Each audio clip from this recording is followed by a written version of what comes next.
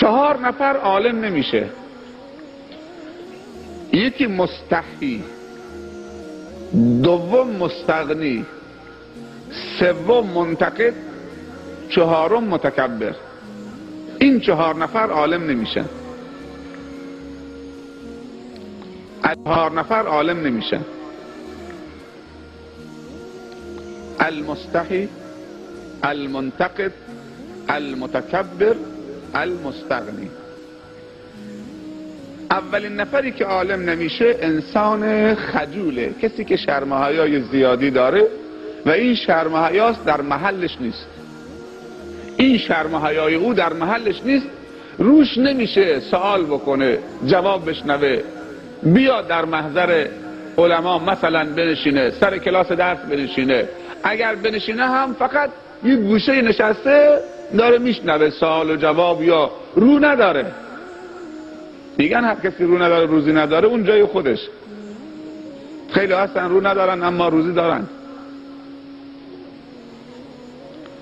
ولی شرم و حیا سبب محرومیت میشه در علم، عالم نمیشه. دوم منتقد، کسی که میاد تو جلسه ها هدفش فقط نقطه ضعف گرفتنه و انتقاد کردنه، هیچ کاری دیگه نداره. نه انتقاد سازنده، خوشش میاد که من رفتم فلانجا از فلانی انتقاد کردم، نقطه گرفتم، جواب من نتونست بده، مجابش کردم.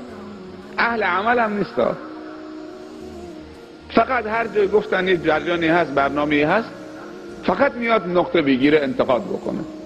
اینم عالم نمیشه، چون که هدف نداره از اون سوال کردنش و مطرح کردن سوالش. سوم متکبر، انسان متکبر، اینم هیچ موقع عالم نمیشه. اگر عالم هم بشه علمش برکت پیدا نمیکنه. مهم عالم شدن نیست، مهم برکته. مهم تاجر شدن نیست، مال جمع کردن نیست، مهم برکت ماله. مهم جوان بودن نیست، مهم برکت جوانیه. مهم سالم بودن نیست. خیلی هستن سالمن برکت ندارن، معصیت خدا دارن میکنه. آدم هم هست که 2 تا پا نداره، دست هم نداره، اما حافظ قرآنه.